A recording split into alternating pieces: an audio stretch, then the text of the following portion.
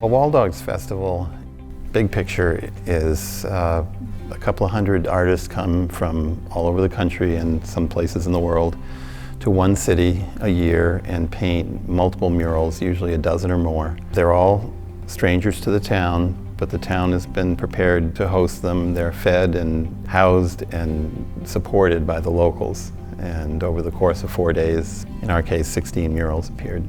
The first Walldogs Festival that my wife and I went to, I could feel this goodness, a positive vibe in the city that I rarely ever experience anywhere. Everybody was happy, everybody was supporting everybody else, and I was completely aware that it was not the city I was in, it was what the Walldogs bring everywhere they go, because the same dynamic happens even in poor little towns. The people are excited to get the artists there, the artists are excited to be there, they're excited to meet new people and just have a great time painting. And I love the city of Keene. We have beautiful architecture. The buildings in downtown Keene, have been preserved. The positive juice of the weekend that lingers for years with the murals it was just hard for me not to bring it to town.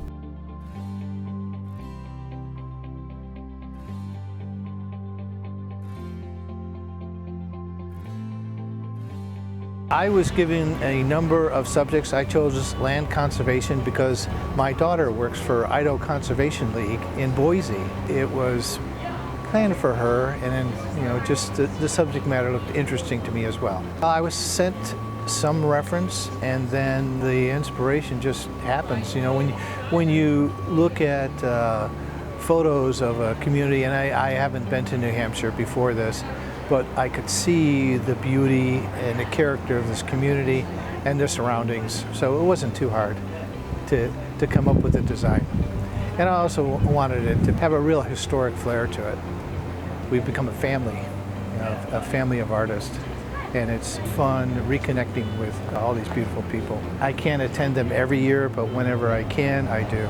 We get to go into new communities, show them what we're capable of doing as artists, and changing the landscape of the community with art. And especially when a community like Keene gets behind it and it has such great support here, it just makes us work even harder for you. I hope that they realize this is part of their history and they'll be even prouder of their community. The murals as a whole, were intended to represent a snapshot of historical events in our city. When we were going through the history of the city to come up with the mural content, the subject matter, we realized there was a lot more history than 16 murals could contain, so we narrowed it down by voting. We had over 1,000 people come through and vote for the actual subjects that were painted. We give freedom of design to the designers. I was the one that chose all the designers, so I knew who I was getting and I was familiar with their work. But the sort of unspoken deal between the Walldogs and the host community is that the community does not get to critique the designs. They only can review them for historical accuracy. It was more complicated and more time-consuming than I had anticipated, working with 16 different artists on 16 different subjects, and they were all very willing to modify the designs to please the community. I was sent literature, a book that was written by Rich and Sandra Wallace, sent to me to study Jonathan Daniels and his life and what he did not only in the community here in Keene, but down in Alabama, helping the folks get registered to vote and studied. They had extra questions for them to be registered to vote. So he went down and studied with them, teaching them how to pass this test and get registered to vote. And so for me, it was a lot about relationships. The relationships that he was building in the South, the relationships he had here in Keene, New Hampshire. So this particular picture is such an iconic picture of him that really expressed that feeling for me about relationships. The church discovered that they were going to do a mural about Jonathan Daniels, and they said, please do it on our building. And it's so appropriate to be here in this place, on this building, is just going to make it even more special. Being a Walldog for me is special because we get to go into small towns and transform the town with the history on the walls. But for me this time it's been very special because I grew up in Bellows Falls, Vermont, which is just over the river. By coming back, I'm able to visit with a lot of the kids that I grew up with, family members, friends of the family that we were around, and it's like coming home again. And it's just been so wonderful to be able to just share that part with my friends. The people of Keene have been so inviting, so eager to talk, so eager to welcome us here. But most especially, I think, is that everybody that comes up and visits with us has some kind of story. The community's response to the festival was almost overwhelming. I had hoped people would see the good in this and help out and come out and support the festival. But the response was so much more than I had ever imagined. It was part of the reason that this festival was so fabulous and why the Walldogs were all so happy with coming here. I had dozens of Walldogs, including most of the lead designers and project leaders, come up to me and tell me that we had raised the bar on Walldogs Festival, that they had never been to one that was this well supported. The town was so generous and so friendly, and just comments that the next town that does it's going to have a high bar to meet. I love Barry Faulkner. I started researching him and I knew I had to do something that would be worthy. He's Keene's own hero and was just a famous muralist, very accomplished. He studied in Rome. He really knew his stuff. And when he got the commission to do this one in the National Archives, he outdid himself. His whole thing was to research. He researched this thing for a year before he even started painting. He had models dressed up. If he didn't know what a person looked like, he just used his imagination. He was really brilliant. The mural, about a mural in progress, was the concept. The palette is his colors, which were real earthy. We wanted to have a community mural. Even though the artists, local artists, are all welcome to go and paint with the Walldogs, they're painting a design and underneath someone else who has designed that.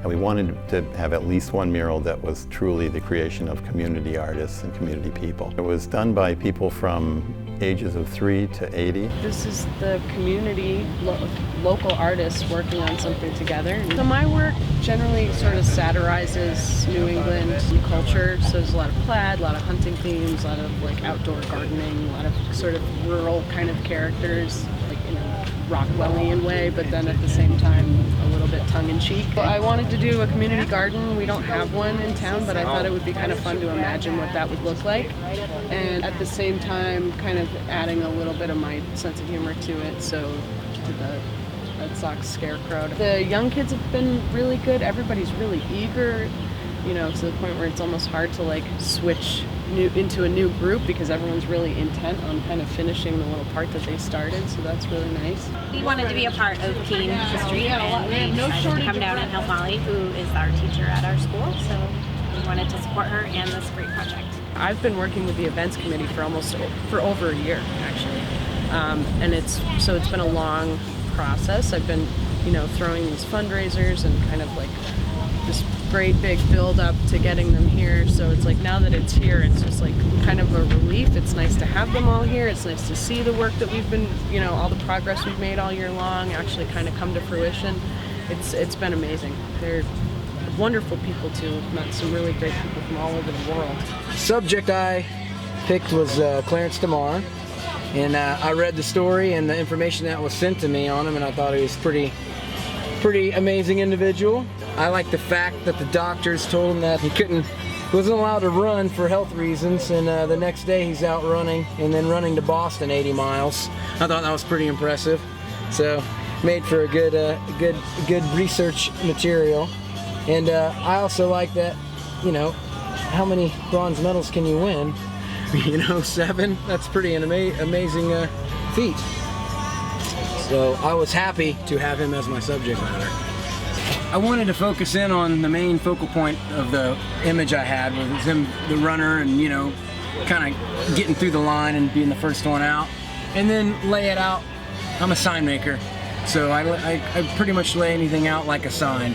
They can read it, they understand what the subject is quickly from a distance. I mean, being a project leader, you know, you're coordinating and you're putting things together and making sure all the painters have what they need to get this done in 3 days. When I found out I was going to be working on the wall with Aaron, he sent me the size and the imagery for the 1924 bronze medal, and I took it into machining software that I have and built a 3D model of it. So we actually carved a 2-inch deep bronze medal that's going to get applied to the mural here once we're all done.